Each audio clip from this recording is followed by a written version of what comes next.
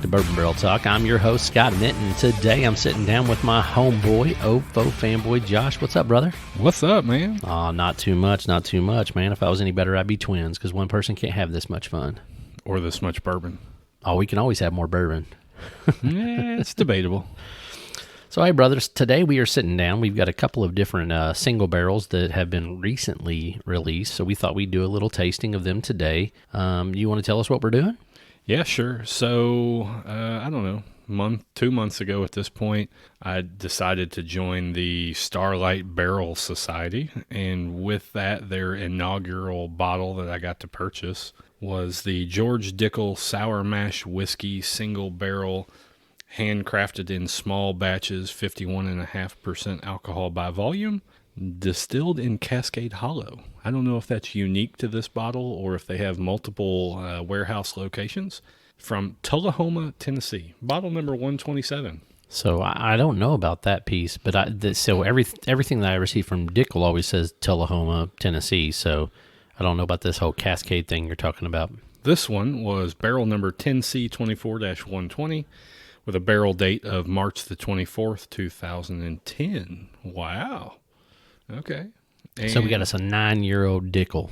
It says aged 9 years, but I don't know if the aged 9 years is their standard tag. Right. It's like it's a small batch 9 year, because I don't drink very much Tennessee whiskey. Right. Well, yeah, because Knob Creek, their 9-year can actually be a little bit more than 9 years. I get where you're coming from. Yeah, I don't know if that's just their standard. I don't know enough about it. So if it was from 2010, it's 2011. That means it's technically almost 11 years old. It's at least 10 years old. Yep. So sweet. There we go. It's got a real interesting smell to it, but we'll get into that in a minute. After that, we are going to pour, Fanboy's favorite, Old Forester. I'm not going to say this bottle is my favorite, but Fanboy's favorite, Old Foe. We're going to do a single barrel 100 proof Master Taster Selection Coffee Cherry, which at the time of recording was released about 2 weeks ago through Curbside. Maybe a little over 2 weeks ago on Curbside, but I picked it up and then cracked it open that night. Yep. And then I picked up one, luckily, because they actually had a few sitting in the gift shop, I guess, about a week later. Oh, yeah. I might have called you and said, hey, Scott, go pick up a single barrel that's at the gift shop. You may have done that. Or someone else may have. I don't know. It was probably you. Okay. So we're going to try the Dickle first. George Dickle Sour Mash Whiskey, 103 proof. What do you think? So right off the bat, I'm looking at this thing. The color on it is super, super light. So I'm going to say this is definitely your traditional Dickle, like that high corn, typical, 95%, whatever. I mean, I don't know what it is. Could be 75, 80%, but it's definitely high corn. I can tell that by the sweetness that it smells like too. So I don't know what the typical George Dickle mash bill is. Do they do a variety of mash bills? They do a few different mash bills. They do? They do. Oh, okay. They do the voodoo that you do so well. You might as well make me want to shoop. Is that how that song goes? I don't know what that is, man. Come on. Shoop, a doop. No. But yeah, so I mean, I think they have, I don't know, a handful of mash bills, but I think they have like what they consider like their whiskey, which would be like 95.5, and then I think they do have a couple of different varieties on the bourbon side. But to be completely honest, I can't remember, so you'd have to Google that stuff. That's what that magical computer in your hand's for. I was looking, but the quick Google doesn't give me the answer I want, so I need to find something where it's real simple. Let's see. Nope. I guess I should have looked at this beforehand. So That's why don't you go ahead and tell me what you think about it? So on the nose, right off the bat, like I said, it smells very like high corn. I'm getting a little bit of caramel, maybe butterscotch. Okay, so the typical George Dickle is 84% corn, 8% rye, and 8% barley. Now, I'm taking this off the old interweb here, so I have not confirmed nor denied that is what correct or false, but the old interweb tells me it's 84% corn, which, as you said, high corn, 8% rye, and 8% barley as you chug. What do you think? First flush? First swish? Flush sounds like a toilet. It's pretty damn smooth.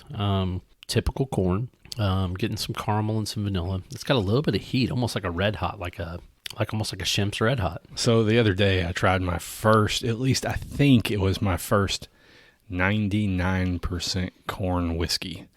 We had tried the Corn Trooper, and that was a blend of a bunch of corn whiskeys. Yeah, but I think they were all 95.5s. Okay, so I tried my first ever 99% corn whiskey or bourbon, corn bourbon, because I think it was the 1% was barley. Yeah. So technically it's bourbon. I really liked it. It was good. That's okay. Listen, We'll talk about it on a later date. I always tell people everybody's palate's different. I may enjoy something that you don't enjoy, and you may enjoy something that I don't enjoy. So just as I've said before, I am the high corn fanboy. You definitely do like high corn. So this one's got an interesting smell to it.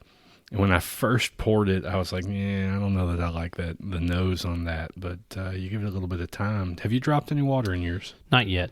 I might drink a little bit and then go back to it and then add a little water at that point. But I do. I get like cinnamon, caramel, and it's the cinnamon could also be almost like pepper, but it's more of a sweet peppery than what it would be like a spicy peppery. So that's the reason I'm saying cinnamon. So that is a very distinct flavor. I don't know that I've ever had Dickle, or if I have, the last time I did was 144 proof that we brought to you. Oh, man. That was Dickle. That was Dickle, okay. Well, the last time I had something that you would normally find on a shelf was probably about 18 years ago. I want to say I had some when I was in college, but it wasn't something. I had a friend that liked Dickle, so he brought it somewhere, and I tried it one day. But this is very distinct. I can't say that I dislike it, and I'm not committed yet to say that I'm a fan, but as you know, I'm not a big fan of the wheat whiskeys, and there's apparently no wheat in this whiskey, so it's not bad. So the second taste, it develops a little bit more. You get a little bit more of the rye spice. Is that because you just cleansed your palate with whiskey? Well, yeah, I think, you always have that initial shock, right? I have not had anything to drink, and the first sip I take is poof, like it's just heat, right? I can't say that because before you got here, I had some 90 proof Old Foe single barrel. So that's the point, right? So I have a different first maybe impression than you did. So the second sip for me, I still get some of that caramel. I still get a little bit of vanilla. I still get a little bit of that cinnamon or red hot type flavor. But I'm also getting... Like cinnamon whiskey, like Fireball? No, it's the heat factor, right? Like, to me, pepper is spicy. Like, it's got like to me, this doesn't taste spicy. Like, it's only 8% rye. I don't get like what you would typically get from a rye bourbon, right? I don't get that peppery note, things like that. So it's a heat to it. So when I think of bourbon, I come up with either pepper or cinnamon. Like, those are the two flavors that you get. To me, I get more of a cinnamon off this than I do a pepper because it's not spicy. It's more of a sweet. I could get a cinnamon longer finish in it, a cinnamon finish. I don't get a lot up front, but like you said, I may get more of the caramel up front. It's a enjoyable flavor. Yeah. I'm interested to see, as you know, how this bottle opens up after it's been cracked open for a few weeks. I tend to come back to bottles and enjoy them a little more after they've sat open. So throwing a drop or two in here, we're going to see what it does. But you just never know. But listen, you can't taste bourbon if you don't taste it with a little water, because then you got to know what it tastes like. I could taste bourbon whether I put some water in it or not. But you can't do a proper tasting, I don't think, unless you. Oh, well, thank you for the clarification. Taste it. Tell me what you think. This one has so I've got it sitting right here next to the Old Foe 100 proof, and the color variation is definitely different between these two. I don't know if it's the mash bill that makes that different or the time in a barrel, because the Old Foe, as you know, most of those end up somewhere between 4 and 6 years, and this one says it's at least 9 years. Wow. Much better. Oh, yeah? Yeah, much better. It smooths off that heat at the very, very back end.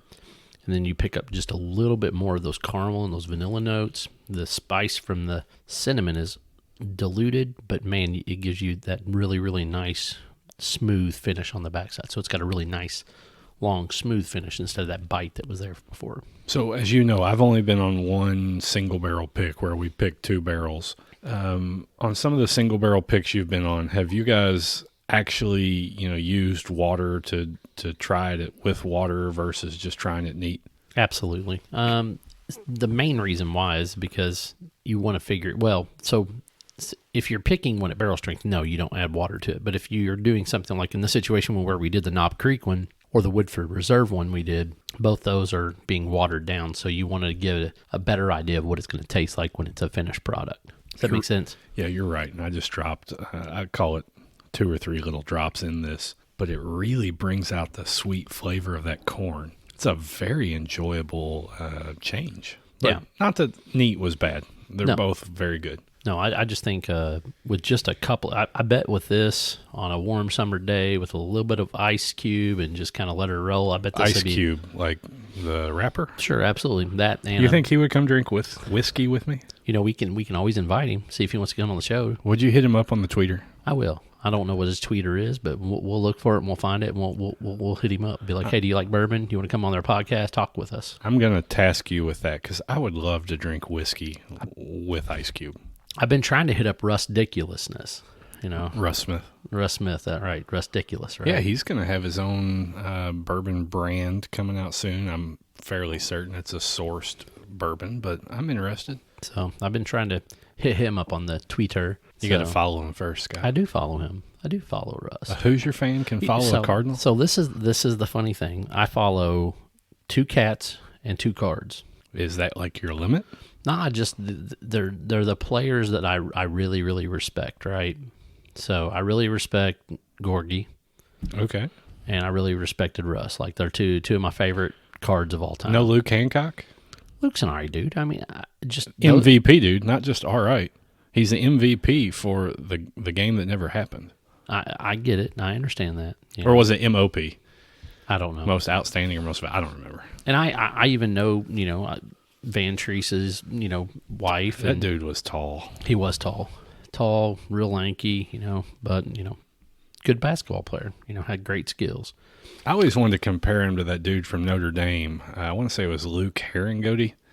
Dude was a beast at Notre Dame. Yeah. I don't know if you remember watching him. I do vaguely remember him, yeah. I got some vague memories from mid-20s. The end of Freedom Hall. Yeah. Which was like 2011. 10 or 11? I said 11. Plus or minus. Damn, come on. Give me a break. I remember sitting at the back, the second to last row of Freedom Hall, and, something about Herringody just knocking down threes left and right, making me cringe. Yep. So, I digress. Gorgie, Russ, and then I follow Jamal Mashburn. Whoa, way back. And Rex Chapman. Way back. Both of them are way back, but... You are kind of old. I am kind of old, but to me, those dudes, if you don't have respect for Jamal Mashburn and his basketball skills, you don't like basketball. What's he done post-basketball? Anything? Not really much of anything. I mean, he's done a little coaching, some different things like that. I mean, but... And he was one of Patino's guys, I think he has an investment company, too. Yeah, he was a Patino guy. Okay. Yep, but... We got off whiskey. Let's go back. So... I don't like to talk about UK. That's okay. It's all good. But Gorgie, Russ, Rex, all good. Jamal. So good deal. All right. So the Dickle, positive. I'll definitely be excited to go back to it once the bottle opens up for a couple weeks, which is typical Josh fashion. Right. So this Old Forester, I'm Is that what you're sniffing? Damn, I didn't finish the last I'm completely nosed up on this thing, and man, it fits the name. Coffee cherry. Like I'm getting like some like really, really nice ripe like Bing cherries. So I was really excited about this bottle once I saw cherry in it. You the cherry picker. Because I really want to get another 90 proof MTS cherry picker that was one of the last 2 or 3 bottles released pre-COVID shutdown of the distillery. Yeah, we were talking about that actually when I picked up that bottle. We were talking about how Honey Orchard and Cherry Picker were pretty much the last 2 that, were released out of the gift shop up there. So, no, I fondly remember the Cherry Picker. I literally maybe only have 4 ounces left in the bottom of my bottle. That's more than I had. So I finished it. So that being said, I'm kind of letting it just kind of sit there and savor the moment with it. So, well, man, I always want to savor those bottles just because I've enjoyed them so much. However, I always tell myself, you know what, Josh, there's going to be another bottle of whiskey that you're going to like. And so I'll finish it. So the nose on this thing is fantastic. It's not quite Honey Orchard smell, but I mean, I get the cherry. I get a little bit of, and I don't know that I would necessarily call it coffee as much as I would like mocha, like chocolate coffee. Like I get a little bit of like dark chocolate mixed with coffee. Like that's what I kind of get off this on the nose. So this bottle has been open since the night I bought it. Because like me, typically I'm a tater and I'll open the bottle well, I'm not really a tater because I open the bottle. You're not a tater. You open it and you drink it. Taters flip it. That's right. Or they just look at it. And, oh, it's so pretty on my shelf. I was tater enough that I had to go get it, but I opened it the day I got it, and I opened it, and initially I was really disappointed in it. And it was just, I'm not sure if I'm disappointed in it because I love the 90 proof so much, and the 90 proof to me is the sweet spot for Old Forester, and I'm still just crying a little bit that they got rid of the 90 and they've moved on to the 100. So I tasted this bad boy. I'm getting the cherry for sure. I get a little bit of like, I'm going to go with like maple syrup. Like maple syrup, like if you took a cherry and you made a cherry pie with maple syrup, that's what I'm getting. Because I get a little bit of like dough or burnt crust. Man, you're getting really specific. Are you making this crap up? So listen, I'm and maybe that's where the coffee's coming from, but it's almost like a deeper char. Like I get like a little bit more of the char flavor from it. So I'm saying that to me, because I get a little bit of butteriness, like I'm like, maybe it's like burnt crust. I wish we had the Snoff's nose here so he could really tell us what it is, but my nose, my sniffer is not good enough to pick out a lot of that. And I always feel like, oh man, I should have known that. And I pick up some fruity notes to it. If I didn't know that the name on it was coffee cherry, I would never call it cherry. So I started out saying when I opened this a week and a half, 2 weeks ago, whenever it was, I was a little disappointed. And then I let it sit for a few days. I came back. Now the bottle is down to the top of the label. It's growing on me. It's not quite 90 proof cherry picker growing on me yet, but it's growing on me. So what I will say about this one though is it's got a harsh finish. That's the coffee, bro. And I don't know what that is. And you might be the coffee, whatever. It's just, to me, it's got in the very, very back of your throat when you swallow it. It's got a little bit of burn that kind of, what's that little flappy thing that in the top of the back of your throat? Tonsils? No. The little adenoids? The little thing that flips back and forth that's supposed to keep you from choking or whatever. It's Dude, like the I'm an engineer, not a doctor. Oblongata or whatever. I don't know what the hell it's called. But anyway, that little flappy thing that's in the back of your throat that kind of hangs around in there, it burns. Burns when you drink it. It didn't make me need to take a glass of water. I don't know. It's growing on me as opposed to the week and a half ago or so when I opened it. Well, I'm taking it to 90 proof right now.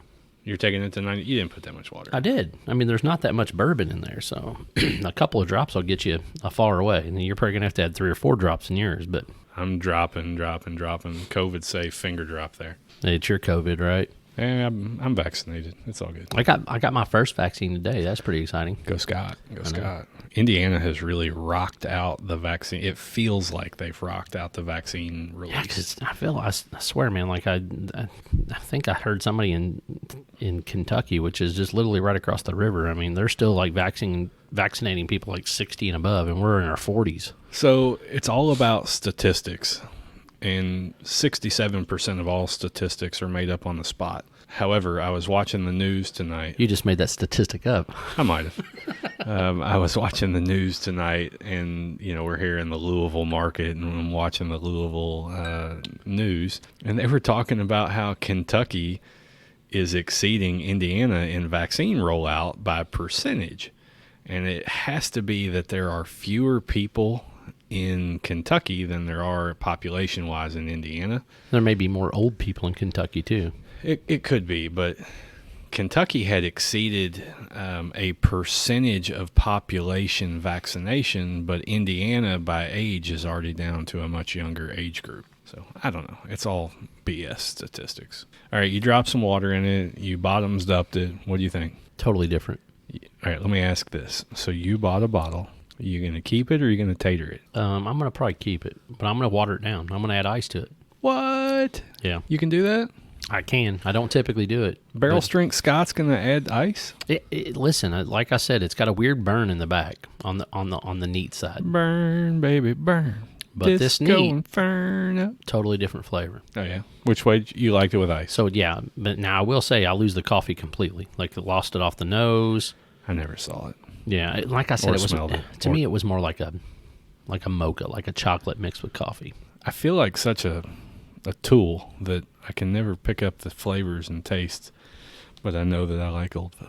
So the smell is definitely not much different when you add the water, but the flavor, I mean, wow, it really opens it up. I mean, it gives you more of that, like I said, like that pie crust, like a little bit of like a little bit more cherry. I'm also now starting to pick up like some like tobacco. This thing just tickled the tip of my tongue here. And that was really, I didn't remember that the first couple of drinks I've had tonight, but this with a little bit of water just tickled the tip of that tongue. You get that kind of pop on it. Interesting. Yep. So it's, to me, much better. But both of them were actually much better with a little bit of water, which I don't typically prefer my bourbon with water. But in this situation, I think both of these would be great pours with a glass of ice. I mean, with a big block of ice or a big chunk of ice in there, maybe a couple of ice cubes, however you like it. I like blocks, you know me. But I think these are both winners in that situation. Winner, chicken dinner. Absolutely. Speaking of chicken, let's get some chicken. I love chicken. Chicken's good.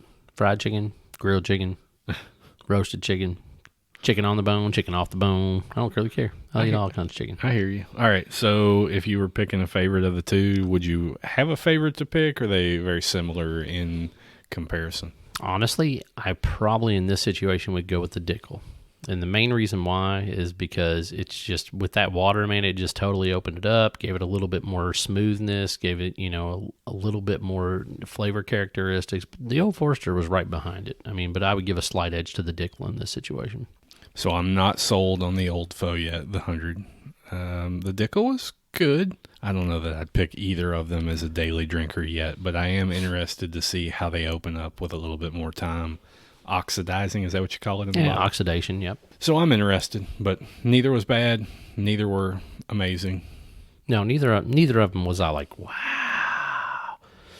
But, I found that I've only had probably about 5 pours in the last 4 or 5 months that I was like, oh, really? Because this week I opened up the MTS 90 proof Honey Orchard, and I was like, whoa. See? But you opened up a bottle that you love, right? Yeah, it was like my 3rd bottle I've opened, but I had some friends over to the house last weekend, and I had a buddy here who had not tried Honey Orchard, and he's like, whoa. So you're welcome. I think that bottle did come from me. Well, I may have another one in there, so I'm not sure if that one was from you or not. You son of a bitch. How did you get more than me? I'll tell you what. I think somehow I acquired 4 of them. I've killed 2 of them. You dog. Anyway. Well, all right. So synopsis is from Scott. Dickle over Old Forester. Josh? Both were good. I'm not going to pick one over the other on this one. I did enjoy the Starlight Barrel Society pick, and I'm excited to be a part of that group and to get to try more in a variety of different barrels. But I will say I preferred both of them with a little bit of water. So if you're going to buy either one of these, or if you find them, out on secondary, or if you get lucky and they put some more out at the gift shop over at Old Forester. No, I think they killed them all. That's fine. If they did, great. If they didn't, if you can pick one up, I would recommend going with a little bit of ice in that. So if you want to find us at Bourbon Barrel Talk, you can find us at Bourbon Barrel Talk on Facebook, Instagram, Twitter. You can also email us at bourbonbarreltalk@gmail.com. We've got our website up and running. It's not very good, I'll be honest with you. I got to work on that thing. Hopefully we got a couple of neat things coming up here in the near future that you guys will enjoy. I guess it's Scott and Josh. Old Foe fanboy out. Peace.